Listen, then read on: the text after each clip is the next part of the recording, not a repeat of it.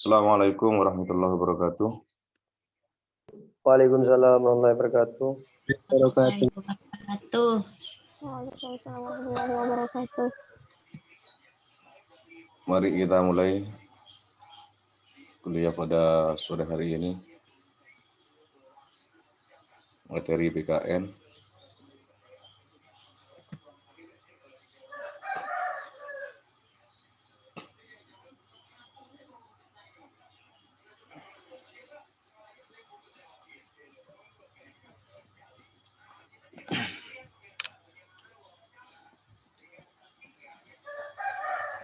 Sekarang kita akan berbicara tentang hubungan ilmu PKN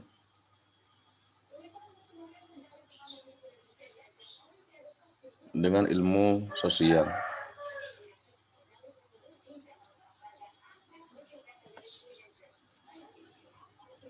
Ada hubungannya antara pendidikan kewarganegaraan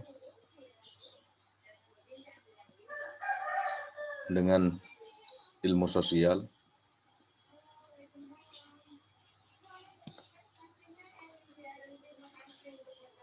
Di sini saya hanya mengambil 3 hubungan ilmu saja.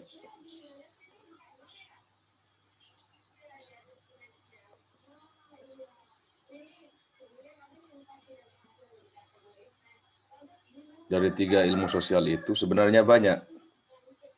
Jadi hubungan ilmu PKN itu dengan ilmu sosial itu sebenarnya banyak. Kalau dijelaskan semua, mungkin waktunya takut tidak cukup.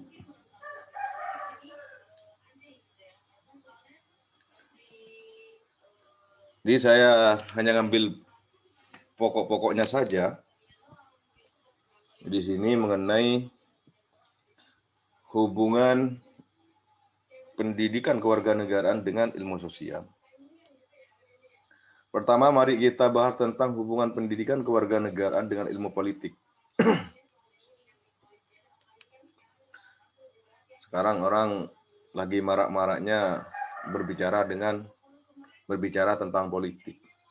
Apalagi dalam musim pandemi ini, orang senang kadang mengartikan, oh ini corona ini apa hanya sekedar politik atau bagaimana? Apakah ini hanya permainan pemerintah atau bagaimana? Ini berhubungan dengan ilmu politik. Tapi perlu kita pahami saudara-saudara, sahabat PAI, orang kalau tidak tahu politik, apa itu politik? Jangan berbicara politik. Jadi, man lam ya'rif siyasah, akalathu siyasah. Jadi seorang yang tidak tahu politik, maka akan dimakan oleh politik itu sendiri. Mari kita bahas dulu tentang hubungan pendidikan kewarganegaraan dengan ilmu politik. Di sini, Chapter Van mengemukakan bahwa bagian dari ilmu politik yang membahas tentang hak dan kewajiban warga negara terdapat dalam ilmu kewarganegaraan. Ini menurut Chapter Van di sini hubungannya antara pendidikan kewarganegaraan dengan ilmu politik, karena di dalam ilmu kewarganegaraan itu berbicara tentang hak dan kewajiban. Sedangkan dalam ilmu politik juga membahas tentang hak dan kewajiban. Karena di sini menurut Dr. Van ini ada hubungan, ada klausul hubungan antara pendidikan kewarganegaraan dengan ilmu politik, maka sudah seyogyanya kita selaku warga negara memahami tentang demokrasi politik. Demokrasi politik itu di dalamnya ada konstitusi, ada lagi di dalamnya ada parpol, berbicara tentang partai politik.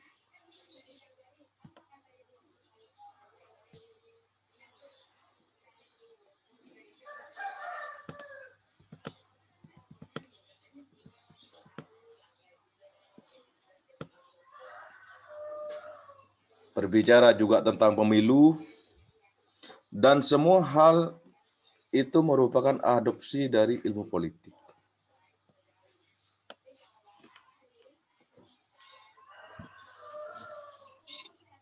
Ketika kita sudah tahu, sudah paham bahwa kewarganegaraan itu ada hubungannya dengan ilmu politik, maka kita harus paham juga belajar tentang demokrasi politik. Demokrasi politik itu meliputi konstitusi. Konstitusi itu undang-undang yang kedudukannya paling tinggi. Di negara Indonesia, konstitusi paling tinggi itu adalah Undang-Undang Dasar Negara Republik Indonesia tahun 1945.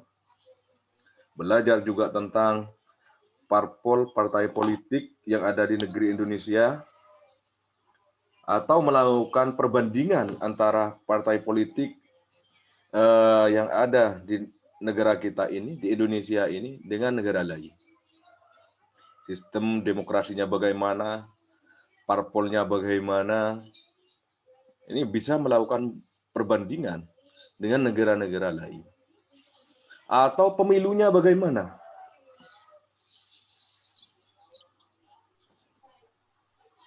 Namanya Indonesia dengan Amerika umpamanya.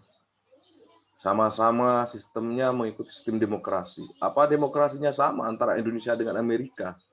Ini perlu kita pahami.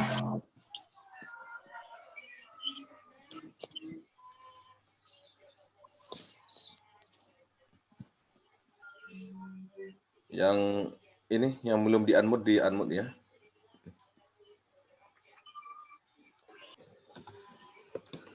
Jadi Checker Fund ini sudah layak dan sudah pantas mengemukakan bahwa ilmu politik di dalamnya berbicara tentang hak dan kewajiban warga negara ini. Jadi PKN ini sebenarnya cakupannya luas. Tapi ini saya ngambil 3 saja.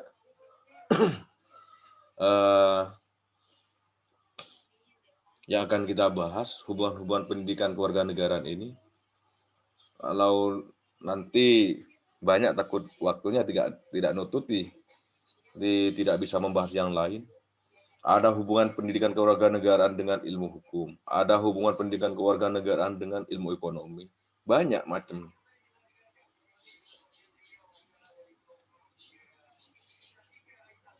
Karena cakupannya luas di dalamnya dan berbicara tentang negara ini. Ini ilmu PKN.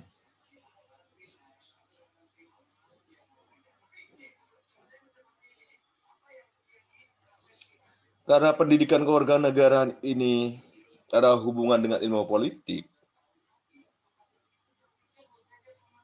maka para sahabat-sahabat fahami dulu apa itu demokrasi, fahami dulu apa itu politik. Apakah demokrasi di Indonesia ini sudah berjalan dengan baik? Apakah di kala masa pandemi COVID-19 ini sistem demokrasi kita, pelaksanaannya atau aturannya, apakah tidak mau direvisi lagi?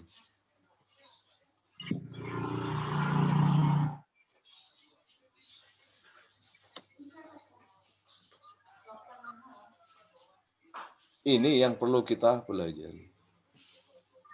Terus mengenai politik, orang kadang berbicara politik itu apa sebenarnya? Ada yang menyebutkan dalam perspektif bahwa politik itu adalah kekuasaan.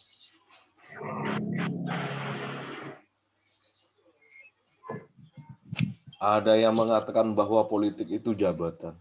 Macam-macam orang itu berbicara tentang apa itu politik. Ada yang mengatakan politik itu adalah buta. Ada yang mengatakan politik itu kejam. Ada yang mengatakan seperti itu, macam-macam. Jadi kaum akademisi, saya dengan sampean pahami dulu apa itu secara definisi, pahami dulu apa itu demokrasi, pahami dulu apa itu politik. Supaya kita tidak sesat.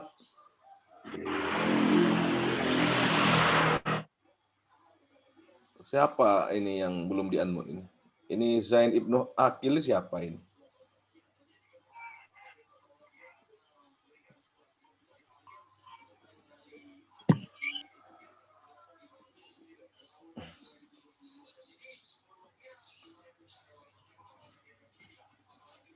Ini yang harus kita pahami dulu secara definisi. Jadi kita jangan hanya mendengarkan sepotong-sepotong.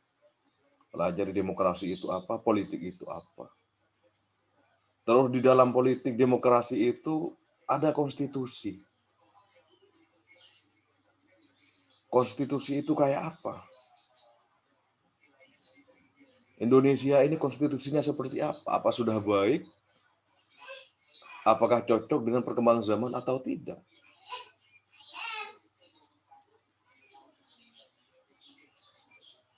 Ini yang perlu kita pahami. Konstitusi tertinggi di negara kita ini adalah UUD 45. Jadi secara hierarki, secara tata urutan perundang-undangan, Undang-Undang Nomor 12 tahun 2011 sekarang diganti dengan Undang-Undang Nomor 15 tahun 2019 tentang hierarki peraturan perundang-undangan. Maka konstitusi yang paling tinggi negara Indonesia ini adalah UUD 45. Di dalamnya ada TAP DPR, ada undang-undang, ada Perpu,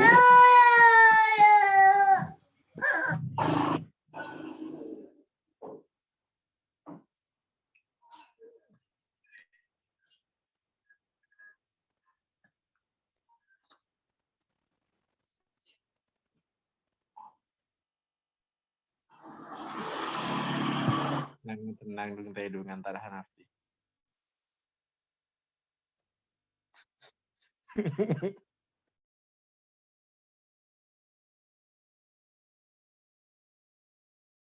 Bergoncengan leso. Hanapi na ilang, lumahanap pero na. Oke. Ya coy. Putra Hanapi.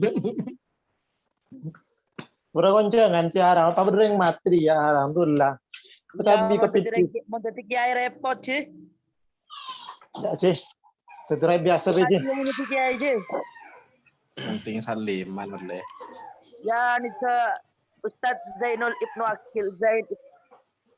Jadi itu yang harus kita pahami, bahwa konstitusi negara kita ini secara hierarki tata urutan perundang-undangan, undang-undang paling tinggi itu adalah Undang-Undang Dasar Negara Republik Indonesia. Setelah kita memahami konstitusi, undang-undang, kita pahami dulu kalau berbicara politik. Pahami dulu mengenai parpol, partai politik.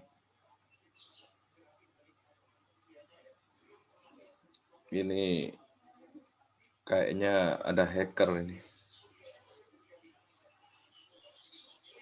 Boleh saya bertanya, Pak? Nanti dulu.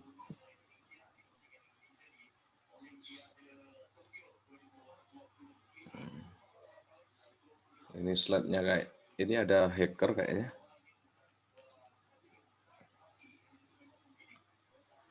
Jadi kalau sudah paham apa itu partai politik, berdirinya partai politik, tujuannya untuk apa, dan undang-undang parpol itu seperti apa,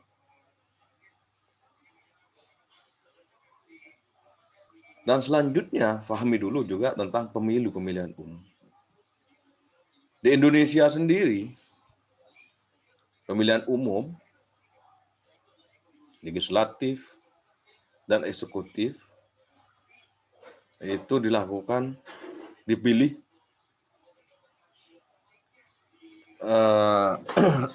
dalam jangka waktu 5 tahun sekali. Setelah selesai masa jabatannya 5 tahun, maka berhak dipilih kembali. Kalau eksekutif hanya bisa menjabat 2 kali.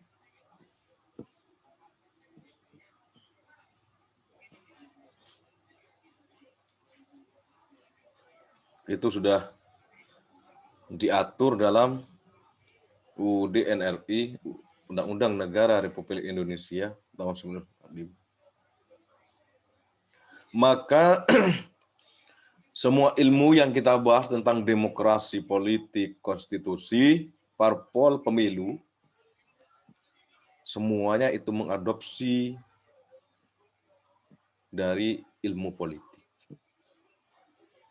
Jadi aturan, undang-undang, itu adalah pemilu, undang-undang parpol, konstitusi, maka itu semuanya adalah produk politik.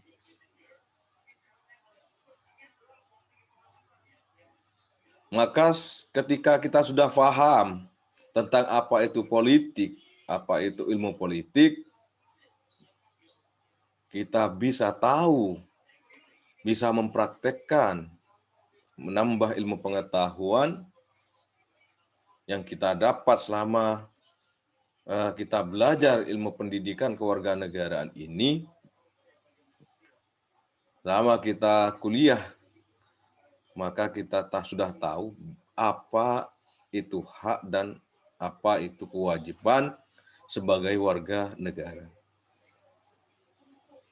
Jadi setelah kita tahu secara fundamental, secara mendasar, ketika kita kuliah, maka kita tahu juga bagaimana kita mempraktekkan dalam kehidupan sehari-hari sebagai warga negara Indonesia ini. Tadi siapa yang mau tanya?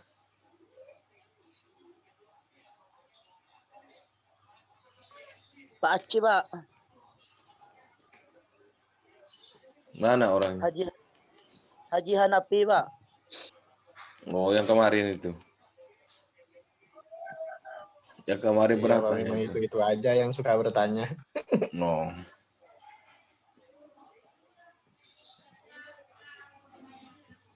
Nggak ada orangnya.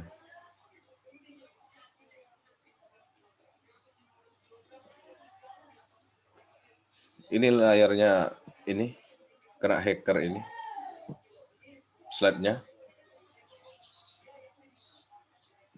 Sudah, ini hubungan pendidikan kewarganegaraan dengan ilmu politik. Tidak ada pertanyaan?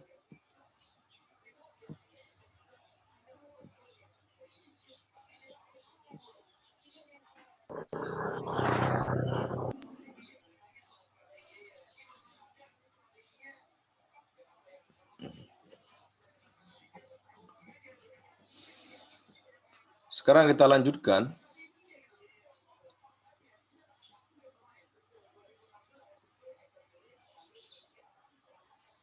Hubungan pendidikan kewarganegaraan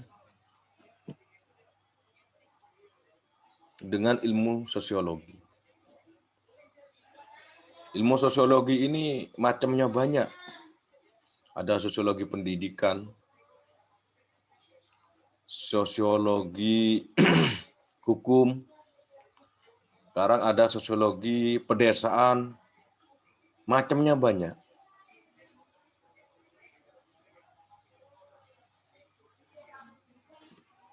Itu ilmu sosiologi. Tinggal bagaimana kita menggunakannya, mengimplementasikannya, atau mempraktekkannya, baik itu dalam lingkungan kerja, baik itu dalam lingkungan bermasyarakat di sekitar kita. Itu tinggal kita mempraktekkannya.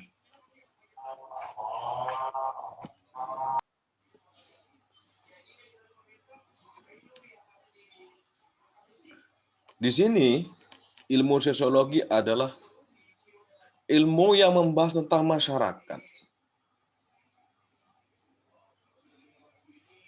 Jadi hubungan individu dengan masyarakat, cara bergaul di masyarakat bagaimana, ini yang mengatur adalah, yang memberikan pengertian adalah ilmu sosiologi.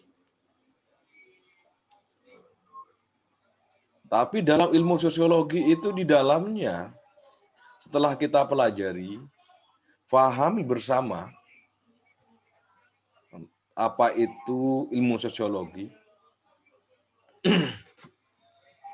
Ini saya ambil gampangnya, ilmu sosiologi adalah ilmu tentang kemasyarakatan. Jadi cara bergaul kita, baik itu bergaul secara individu dalam kehidupan masyarakat, baik itu bergaul secara individu dengan kelompok masyarakat, ini yang berbicara adalah ilmu sosiologi.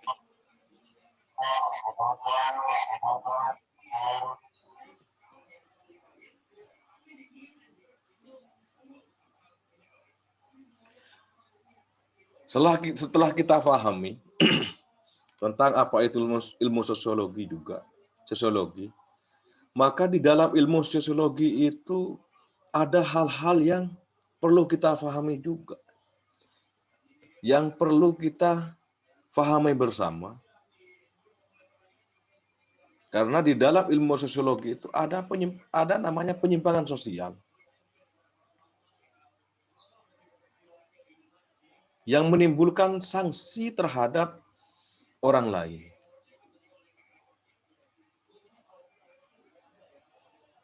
Di sanksi itu, kalau dalam kehidupan masyarakat, apalagi kawasan Madura yang kental hukum adatnya, sanksi sosial itu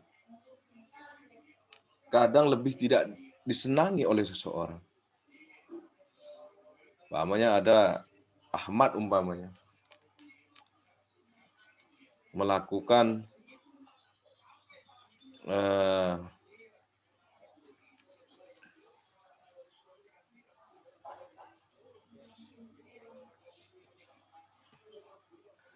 masuk ke rumah orang tengah malam karena Ahmad punya pacar. Akhirnya Ahmad tengah malam ngapel sampai kemalaman. Akhirnya sama masyarakat digerebek.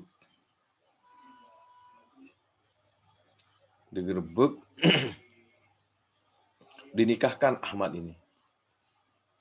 Lah hal sedemikian itu terjadi karena ada penyimpangan sosial yang dilakukan oleh seseorang. Jadi kalau bukan waktunya, jamnya ngapel, kalau sudah selesai, namanya batas waktunya jam 9, jangan nunggu jam 12. Sanksi sosialnya akhirnya sama masyarakat. Tadi antara Ahmad dengan Siti itu akhirnya dinikahkan. Itu namanya sanksi. Sanksi sosial. Akhirnya berita terdengar di mana-mana bahwa Ahmad dengan Siti tadi malam digerebek oleh warga setempat karena ngapel terlalu malam. Malu apa tidak malu? Tetap malu. Lah sanksi sosial itu kadang bukan hanya selesai di situ.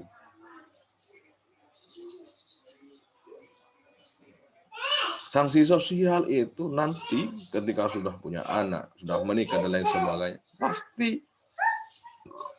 orang pasti ingat, oh itu dulu pernah digerebek itu. pasti berbicara seperti itu. Itu namanya sanksi sosial. Jadi sudah sepatutnya ilmu sosiologi ini membahas tentang masyarakat, mengatur tentang hubungan masyarakat, bagaimana cara bergaul dengan masyarakat, ini sudah sepatutnya. Supaya kita, saya dengan sampai ini, kenal terhadap lingkungan masyarakat itu. Jadi kalau mahasiswa main ke teman lainnya, ke daerah Pakis atau bagaimana, di daerah Konang,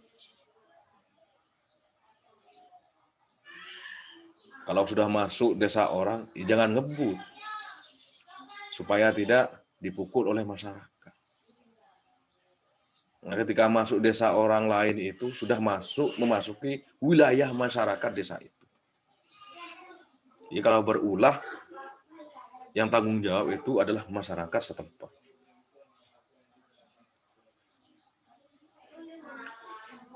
Kenapa ilmu pendidikan kewarganegaraan ini mempunyai hubungan dengan ilmu sosiologi dan dipelajari? Karena banyak masyarakat yang tidak paham, tidak tahu menahu.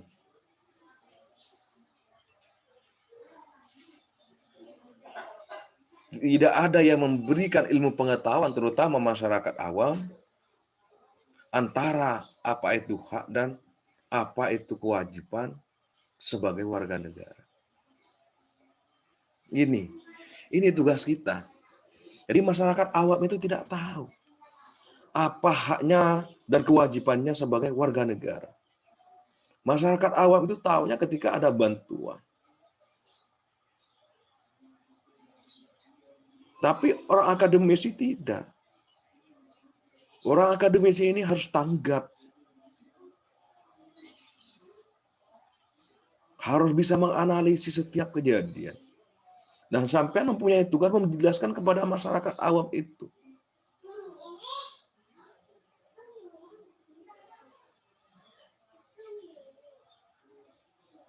Ini yang belum dimiliki, difahami oleh masyarakat kita.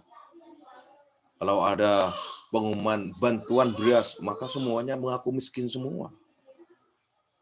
Ada bantuan BLT dana desa, ngaku terdampak corona semua. Ada bantuan yang lain, PKH, program PKH, BST, BPNT, dan lain sebagainya. Itu maka mengaku miskin semua. Di sini kita harus memberi pemahaman apa itu hak, apa itu kewajiban sebagai warga negara. Jadi kalau bukan haknya, kalau orang kaya, apakah mempunyai hak untuk menerima bantuan? Emasnya banyak, kalungnya banyak, rumahnya meskipun lantai 1 tapi keramiknya marmer umpama. Apakah itu mempunyai hak untuk mendapatkan bantuan? Kan tidak. Nah, ini ketidakpahaman masyarakat kita. Maka ilmu sosiologi diajarkan dan mempunyai hubungan dengan ilmu pendidikan kewarganegaraan. Karena sama-sama mengkaji masyarakat atau warga negara.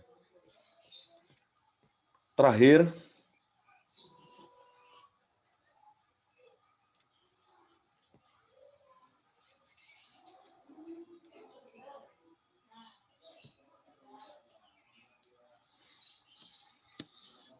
kita belajar hubungan pendidikan kewarganegaraan dengan ilmu sejarah.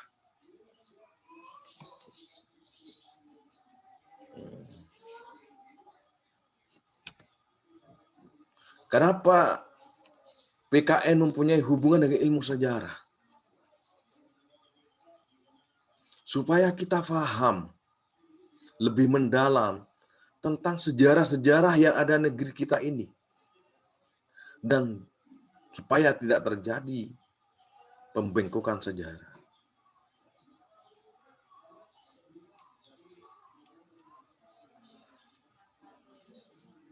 Karena sejarah ini berbicara tentang latar belakang. Jadi kalau menulis skripsi atau menulis disertasi, tesis, itu nanti diselipkan. Jadi secara historisnya itu, secara sejarah, bahwa pendidikan kewarganegaraan ini dulu namanya PMP, Pendidikan Moral Pancasila. Jadi zamannya saya ini namanya bukan Pendidikan Kewarganegaraan, tapi PMP, Pendidikan Moral Pancasila. Apa yang melatar belakangi kok berubah menjadi Pendidikan Kewarganegaraan? Dulu bukan PKN, tapi PPKN. Setelah PMP, Pendidikan Moral Pancasila itu naik, dirubah lagi menjadi PPKN. Pendidikan Pancasila dan Kewarganegaraan dulu. Akhirnya seiring perkembangan zaman berubah lagi menjadi PKN, Pendidikan Kewarganegaraan. Apa sih yang melatar belakangi hal tersebut? Apakah PMP sudah tidak cocok dengan perkembangan zaman? Karena PMP merupakan produk lama, zamannya Orde Baru, zamannya Pak Harto, itu PMP. Dan setelah reformasi diganti, dirubah, bukan hanya sistem kenegaraannya, tapi pendidikannya juga dirubah. Dari PMP menjadi PPKN dan PKN sekarang. Ini sejarah. Dan apa alasan pendidikan kewarganegaraan kok perlu diajarkan kepada mahasiswa? Padahal mahasiswa ini sudah pikirannya sudah dewasa, bahkan ada yang sudah menikah, punya anak, dan lain sebagainya. Kenapa kok perlu?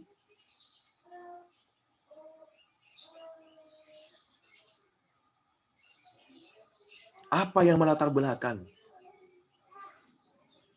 Ini sejarah yang membahas. Makanya hubungan pendidikan kewarganegaraan dengan ilmu sejarah itu dibahas.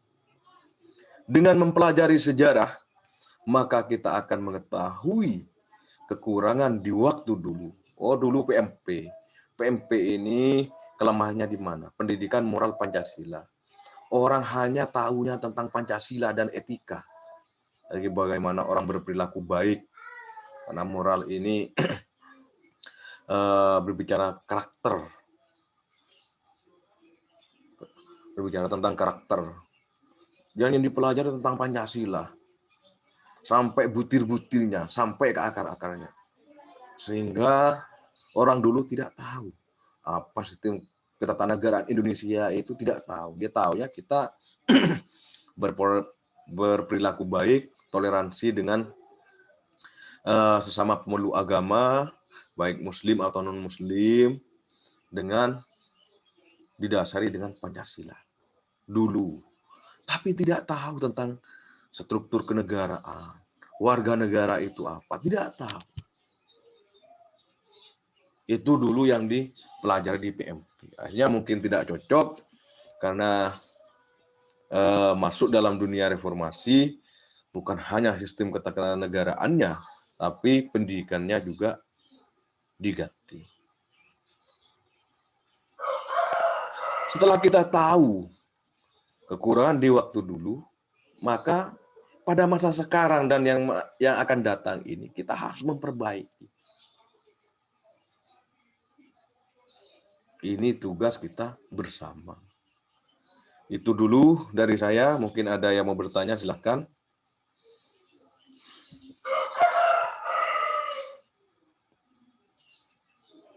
Silahkan yang mau bertanya.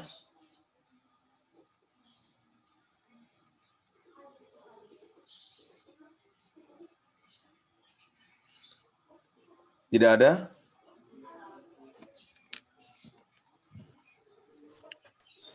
Tidak ada kayaknya. Masih. Jadi tanggal 30 kuliah sudah mulai aktif di kampus ya.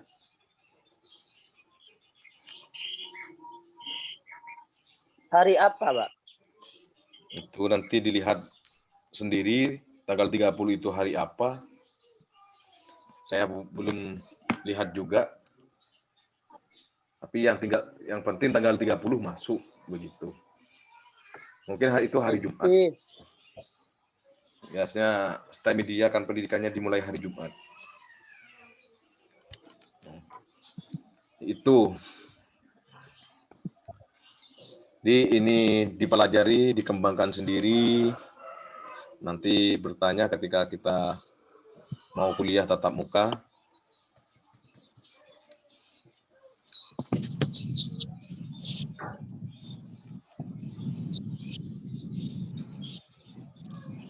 Ini kena hacker ini, layarnya baris-baris. Kita akhiri, kalau tidak ada pertanyaan, mari kita akhiri dengan bacaan Alhamdulillah.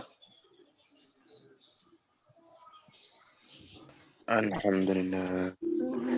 Alhamdulillah. Wassalamualaikum warahmatullahi wabarakatuh. Waalaikumsalam warahmatullahi Waalaikumsalam warahmatullahi wabarakatuh. Absensi jangan lupa chat pribadi ke Mas Ruro. Aprabin nang tada bini Jangan bebil. lupa chat pribadi ke Mas Ruro, tak chat pribadi Abini apa. bebil. Udah kan Sabi. Abinya tok. Kami lihat aja soal Menenda terakhir nomor 4. Ali